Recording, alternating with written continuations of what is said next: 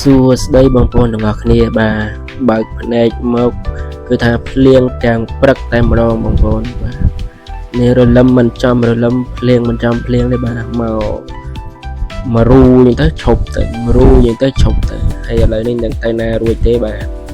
ណាមួយផ្ដាសាយផងបាទស្លេងងល់គឺផ្ដាសាយហើយឥឡូវនឹងមានទៅណាទេមានអង្គុយមើលទឹកភ្លៀងនឹងត្មងទៅបាទហើយបងប្អូនដែលកំពុងតែមើលហ្នឹងមេឃមិនដែរមេឃស្រឡះឬក៏ភ្លៀងដូចខ្ញុំអញ្ចឹងដែរបាទបើស្រឡះជួយខមមិនម្នាក់មួយផងបើភ្លៀងក៏ជួយខមមិនម្នាក់មួយផងបងប្អូនបា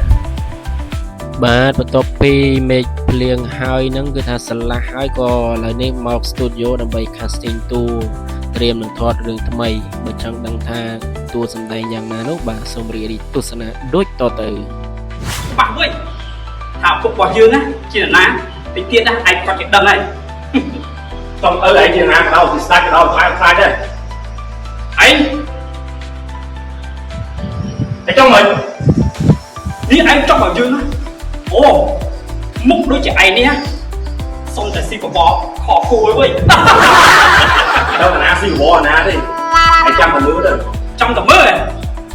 ខ្ញុំចង់មកកាងវាវិញចិត្តត្រូវទាំងឯងអាតកែក្មេងគ្មានបានការអញឆ្លើយទៅនេះមកចាំបាទវីដេអូនេះមានតែប៉ុណ្្នឹងទេបងប្អូនទាំងអស់គ្នាចាំជួបគ្នានៅវីដេអូក្រោយទៀតបាយបាយ